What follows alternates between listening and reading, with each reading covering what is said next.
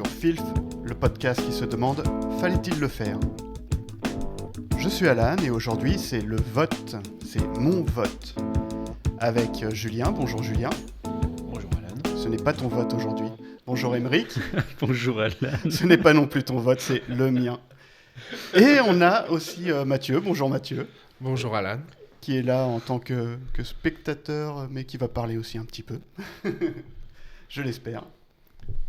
Et qui influencera peut-être ce vote aujourd'hui. Est-ce que vous allez bien ? Oui. Oui, bien sûr. Super. Super. Alors, il avait l'air très préparé ton introduction sur le fait que ce soit ton vote aujourd'hui. Oui, parce que on est sûr de ça ? Ouais. Oui, on est sûr, c'est Okay. les miens. J'ai attendu assez longtemps pour le faire. Parce qu'avec ces épisodes invités, ces trucs comme ça, là, finalement, on passe jamais à mon vote, à ce que j'ai à dire, moi. Et c'est enfin le jour. C'est ton jour, Alan. Voilà. Allez, profite. Donc cette saison, moi, je vais l'aborder beaucoup sous le thème du montage. Je m'intéresse beaucoup à ça, on en a parlé hors... Notre conversation WhatsApp peut l'attester. Voilà, c'est ça, on en a parlé hors émission déjà pas mal. Donc moi, je vais être beaucoup sur le montage cette année dans l'émission. En tout cas, je vais parler de quelques trucs de montage sur le vote.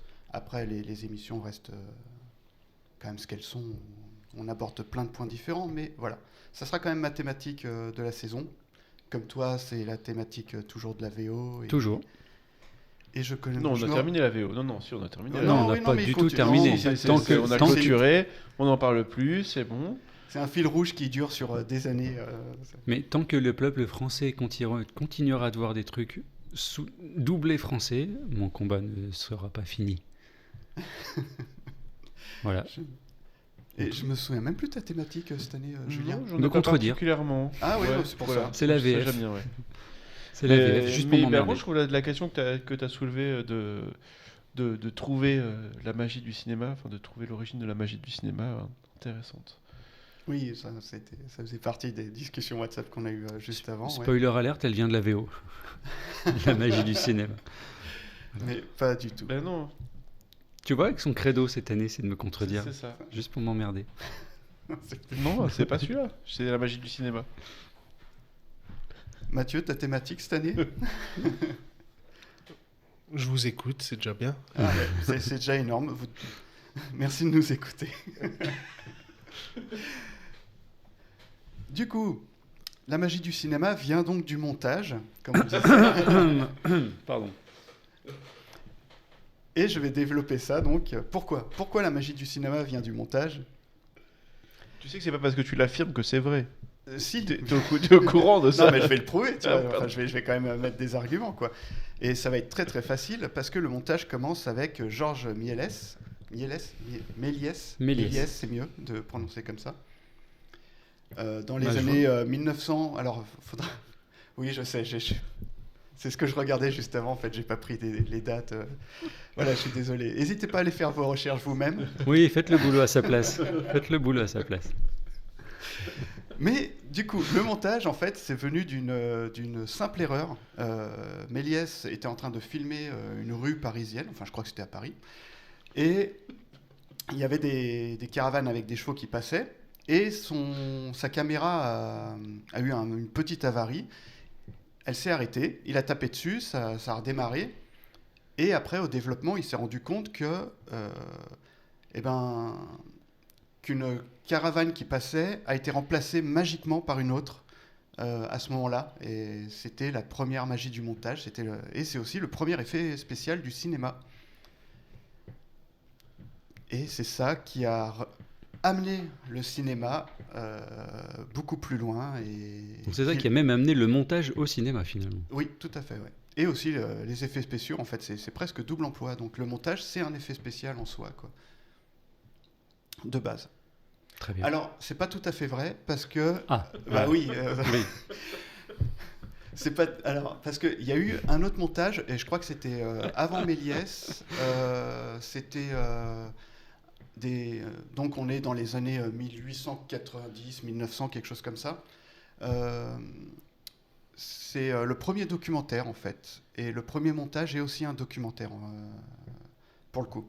Où c'est des gens qui filmaient à Washington et ils ont réuni les plans justement et c'est pour montrer la vie courante là-bas et ça a été un peu le premier documentaire et aussi le premier montage pour le coup.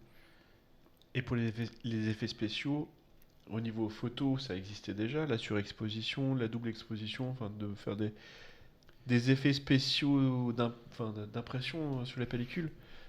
Ça existait d'avant le cinéma, ça. Alors je l'ai su, je sais plus si ça vient après ou avant. Je crois que ça existait avant ouais, de faire des doubles impressions. Ah, j'ai un petit doute. En plus, je l'ai vu il y a pas longtemps. J'ai regardé ça en plus. Et j'ai déjà oublié. Mais tant pis. Faites vos recherches vous-même. Je suis pas là pour ça. Tout simplement. Si cette émission était pédagogique, ça se saurait.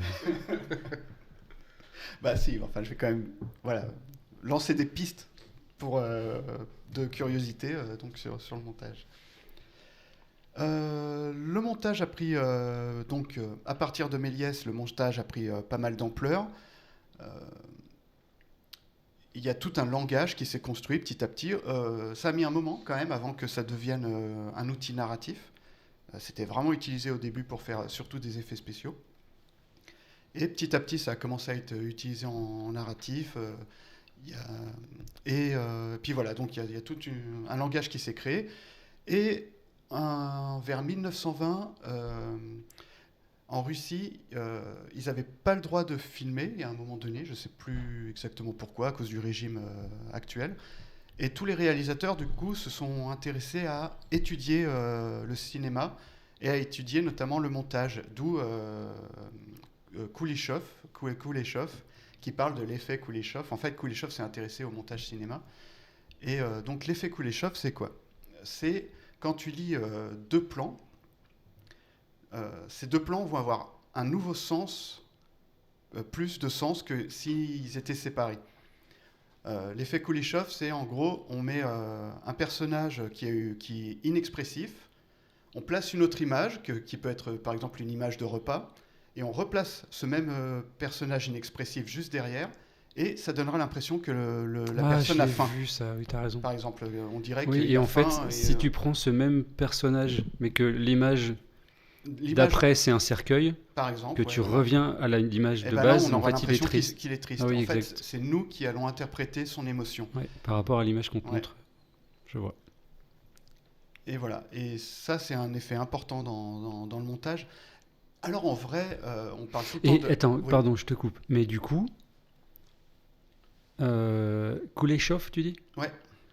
On parle de l'effet Kuleshov. Vous voyez toutes ces bandes annonces là où on nous raconte n'importe quoi. Parce que justement les plans s'enchaînent pour te faire croire à quelque chose qui est pas du tout dans le film en fait. Ah ouais, c'est vrai. Est-ce qu'on peut parler d'effet Kuleshov là du coup ? Ça en fait partie, oui, quelque part.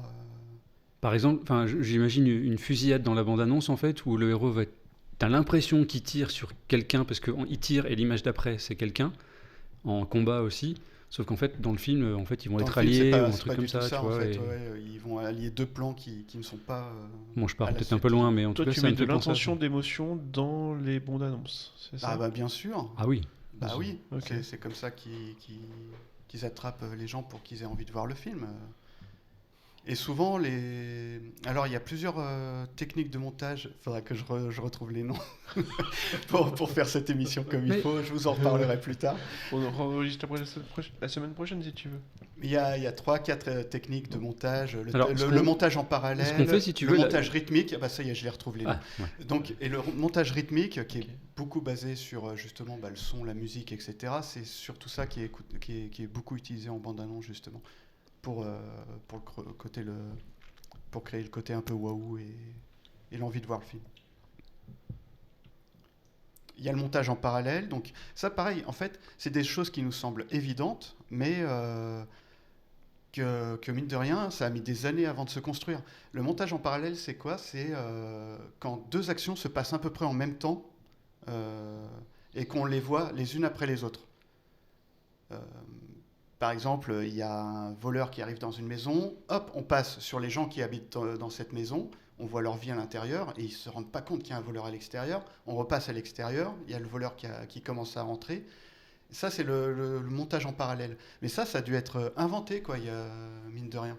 C'était pas inné, ce genre de truc. Alors que maintenant, quand on regarde, il y a plein de choses qui nous semblent très naturelles. Et c'est tout ce langage-là qui a été créé avec ce qui marche et ce qui ne marche pas en termes de narration, quoi. Voilà. Donc ça, voilà, c'est vraiment les bases un peu du montage. Et c'est le fameux cut, quoi. C'est à la base, on coupait la bobine, c'était physique. On coupait la bobine, on reliait 2 bobines entre elles pour raconter une histoire. Maintenant, ça se fait tout sur ordinateur, on filme les plans séparément, etc. Mais à la base, c'était vraiment relier des bobines entre elles, quoi. Il y avait quelque chose de très physique. Le montage, c'est un assemblement d'images. Et qu'est-ce que je voulais dire d'autre là-dessus ? Ah oui, que à la base, ça c'est vraiment bien, c'est que c'était surtout les femmes qui faisaient le montage. Et du coup, que la magie du cinéma est plutôt féminin et vient grâce aux femmes, en fait. On parle tout le temps de l'effet Kuleshov, on a l'impression que c'est lui qui a inventé le truc, alors que pas du tout, il a juste étudié ce qui existait déjà. Et c'était les femmes qui avaient cette sensibilité de raconter des histoires, de créer du sous-texte, de créer de l'émotion. Et ça se fait beaucoup au montage, tout ça. Le sous-texte, l'émotion, etc. Le moment où tu coupes, ce que tu montres et ce que tu ne montres pas dans le film. Et toute cette sensibilité-là, mine de rien, c'est une sensibilité plutôt féminine. Il y a plein de très bons monteurs masculins, mais n'empêche, les femmes excellent dans ce domaine. Et il faut le dire. Très bien. Une dernière chose par rapport au montage que je vais aborder à chaque fois dans mes votes, c'est les 6 règles de Walter Murch. Alors Walter Murch, c'est un monteur qui est très connu, qui a monté notamment Apocalypse Now, Ghost. Vous vous souvenez de Ghost avec Patrick Swayze et... Demi Moore. Non, c'est vrai. C'est pas vrai, c'est pas gentil. Sérieux. Mathieu, tu te souviens de Ghost quand même? Oui. Ah, merci. Heureusement que t'es là, Mathieu. J'ai dit oui, moi. À la poursuite de demain aussi, qui mine de rien Bref, et Walter Murch, il a créé 6 règles de montage, en fait, qui sont des indicateurs sur ce que tu dois faire quand tu es en train de monter un film, en gros. Et ce que j'aime beaucoup, c'est que ces règles, c'est comme les lois d'Asimov. Vous voyez les lois d'Asimov ? C'est un robot ne peut pas tuer un être humain. Un robot doit se protéger, sauf si ça va en contradiction avec la première loi. Et les règles de Walter Murch, c'est un peu ça. On essaye d'appliquer les dernières règles, mais sauf si la première règle, c'est toujours la première règle qui prévaut. Donc tu ne vas pas appliquer les dernières si, dans tous les cas, la première est plus importante. Si une des premières n'est pas respectée. C'est ça, ouais. Et donc, je vais parler pour l'instant des 6 dernières... des 2 dernières règles, il y a 6 règles donc. Il va nous proposer des films. Je sais pas. La règle numéro 5 et la règle. Ouais, c'est trop long, c'est ça? Non, pas du tout. Non. La règle numéro 5 et la règle numéro 6 de Walter Murch, en ce qui concerne le montage, c'est la spatialité. Donc la règle numéro 6, c'est vraiment la spatialité dans l'environnement. C'est arriver à faire un montage pour que l'on comprenne la position des acteurs au sein de cet environnement. Et il y a certains films, je vous assure que c'est une catastrophe là-dessus. La règle numéro 5, c'est plus une règle de spatialité 2D. C'est la fameuse règle des 180 degrés. Je ne sais pas si vous voyez ce que c'est, la règle des 180 degrés. Mathieu? Non. Celle que tu as brisée dans le montage de ton petit court-métrage. On est d'accord. Ok. Mais vous voyez toujours pas ce que c'est? C'est un plan inverse? En fait, c'est quand, lors d'une discussion entre 2 personnages, on crée une sorte de ligne imaginaire entre les deux. Et la caméra ne doit pas traverser cette ligne, sinon ça crée une mauvaise continuité de plan. Un contre-champ, en fait. Limite. Ouais, ça brise la continuité en fait. Mais cette règle est très très souvent brisée pour justement créer éventuellement lors d'une discussion qui est malaisante par exemple, ils vont faire exprès de briser cette règle pour augmenter cet effet malaisant par exemple. Ou s'il y a justement 2 personnes qui se disputent, ils vont s'amuser à briser cette ligne pour accentuer le fait que les personnes ne sont pas d'accord, par exemple. Mais généralement, sur une discussion, tu n'es pas censé passer au-delà de cette ligne imaginaire. Mais là, c'est pas pour du montage, du coup. C'est du montage, bah si, ça concerne la mise en scène, mais le montage, bah si, c'est aussi utilisé dans le montage, ça. Mais Beaucoup. le montage, je peux pas replacer une caméra après coup. Ah non, effectivement, tu fais avec le matériel que tu as, mais souvent, les scènes sont filmées avec plusieurs caméras, etc. Et du coup, tu peux avoir des caméras positionnées différemment pour Oui, la si, scène. si on est en train de nous filmer tous les deux en train de parler, tu as une caméra sur toi, une caméra sur moi, et ensuite le montage se fait Oui. par rapport à nos lignes de dialogue. En règle générale, Ou aux effectivement, réactions ça sera que tu veux sur montrer, la mise en scène où ils placeront bien les caméras et ils éviteront direct de passer derrière. C'est vrai. Mais donc, si tu as une ligne imaginaire et que tu passes ta caméra derrière, c'est que volontairement, tu avais l'intention de briser cette règle au départ. Ce mouvement de C'est caméra, pas il faux. est scripté du coup. En tant que bon réalisateur, si le réalisateur s'y connaît bien, oui. En règle générale, s'il va placer une caméra de l'autre côté, c'est qu'il a l'intérêt de le faire. Ok. Et voilà, j'en ai fini en tout cas pour cette première partie sur le montage. Mais t'as 6 règles, t'as dit. Oui, bah, les autres règles, je les donnerai sur mes prochains votes. D'accord. Voilà.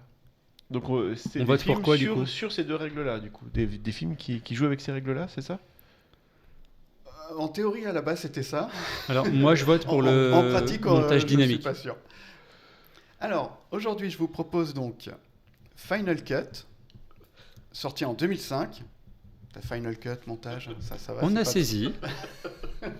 C'était pas facile.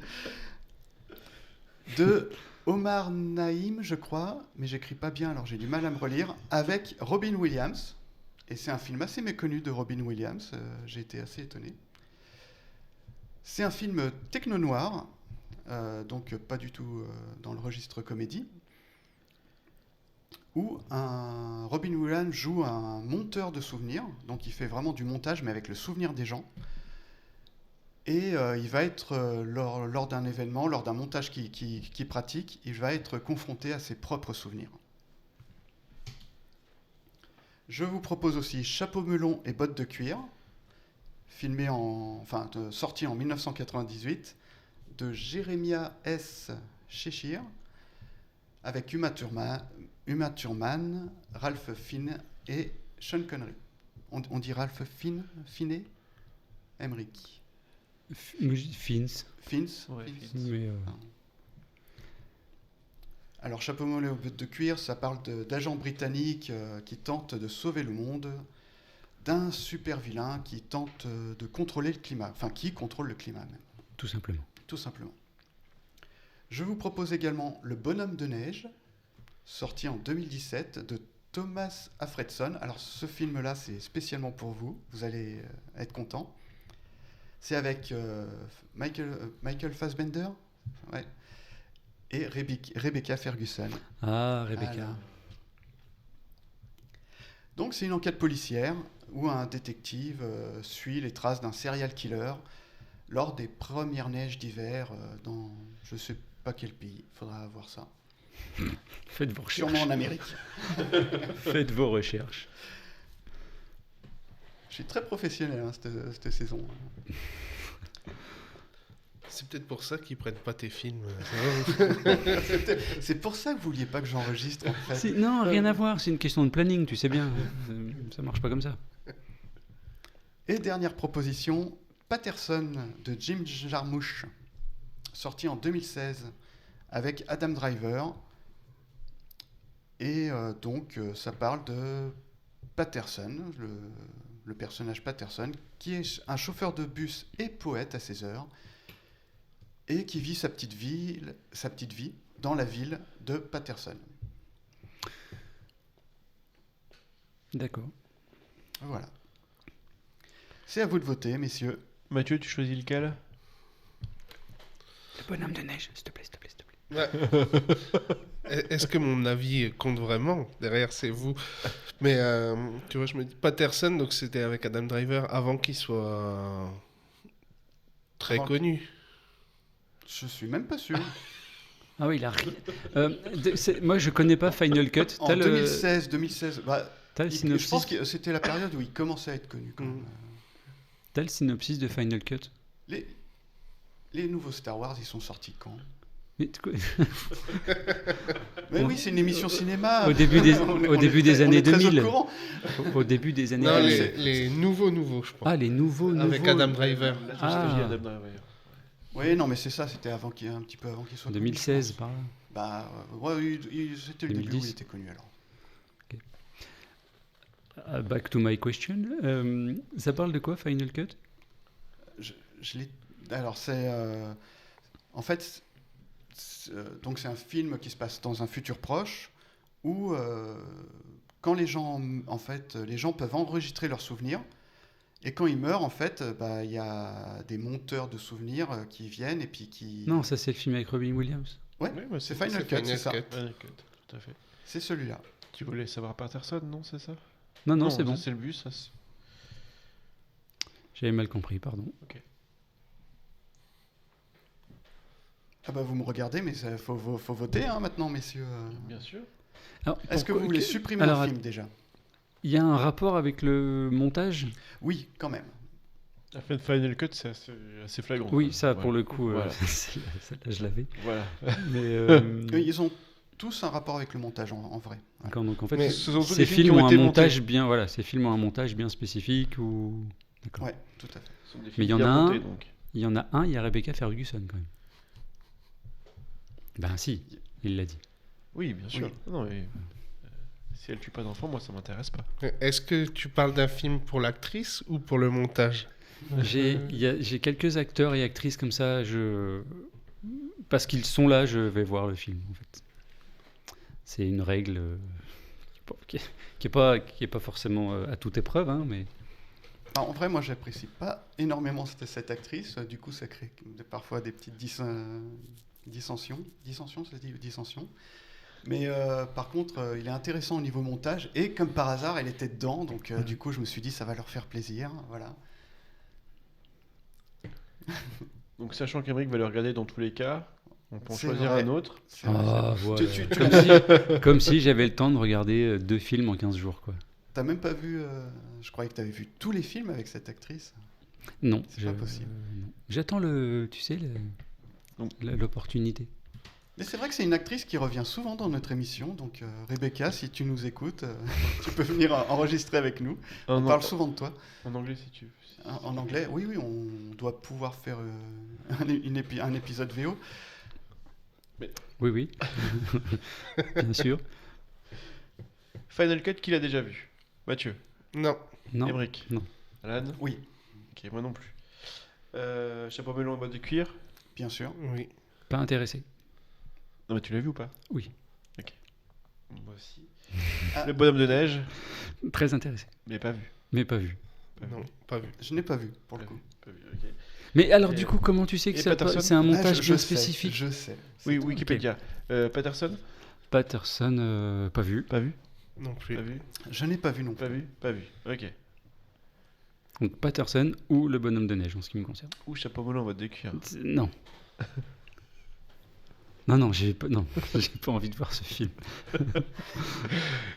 Ça ressemble tellement à des choses qui existent déjà et qu'on a déjà vu et revu. Le chapeau melon. Je vous le dis boîte de direct, cuir. fallait pas le faire.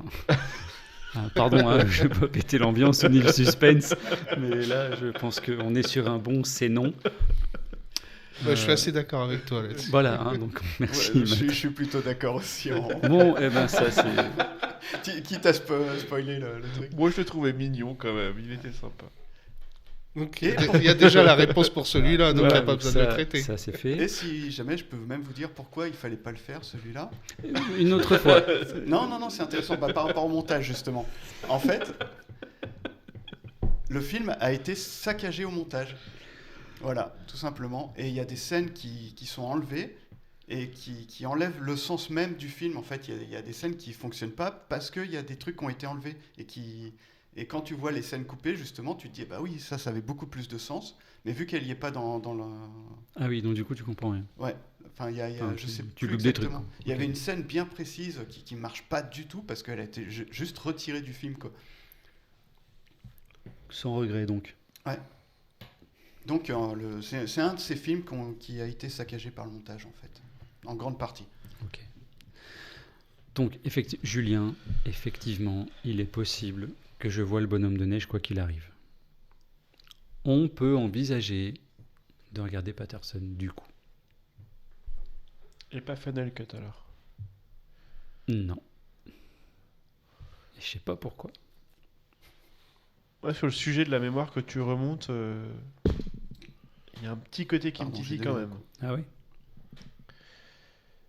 Est-ce que derrière, moi c'est une vraie question en tant qu'auditeur là. Là, l'objet c'est de traiter le film de par son montage ou de par le contenu du film. On va traiter du contenu dans tous les cas. Ouais. C'est pas, on s'est fixé de pas s'imposer un thème à étudier en particulier. Et je Mais, peux pas de toute mais façon. mais En fait, souvent, mais souvent sur le vote, on choisit nos films un peu par thématique. Ouais. Et moi, du coup, je me suis dit, je vais vraiment partir sur le montage. Et le film, j'en parlerai au niveau du montage, évidemment. Mais pas que. Après, moi, je suis bien plus dans l'émotion et dans la manière dont l'histoire est racontée. Donc, alors, effectivement, ça va partir du montage, mais j'en démords pas. Enfin, on en a discuté sur notre conversation WhatsApp. Un bon montage peut sauver une histoire à peu près mal, tu vois.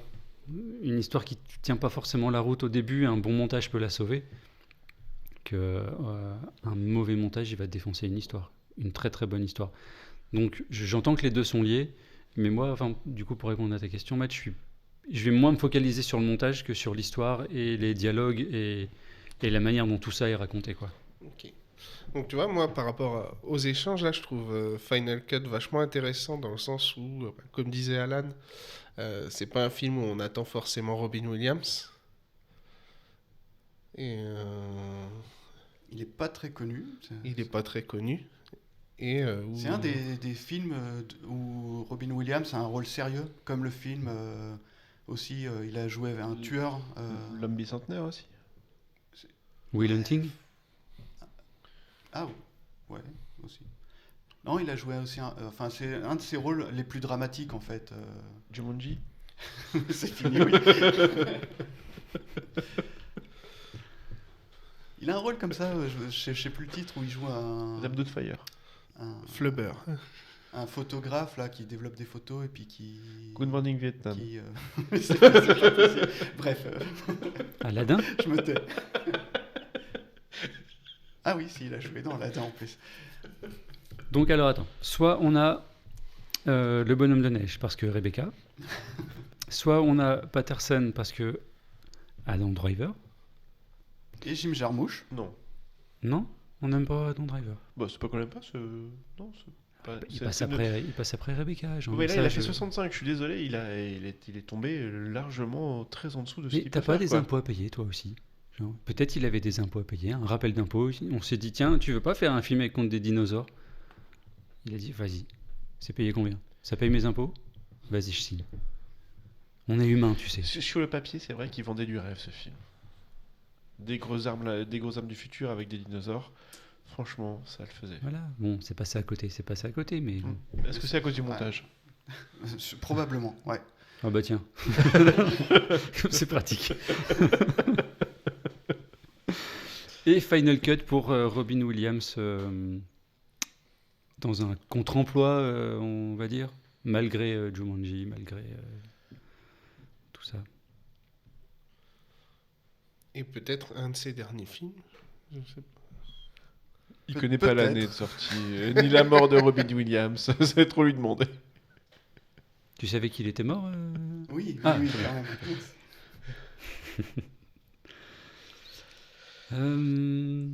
Madame de Neige, c'est vraiment le titre qui est mal choisi en français. T'as pas le titre en VO? Non, il n'y a pas le titre en Il n'y Bah. a pas le titre en anglais, évidemment.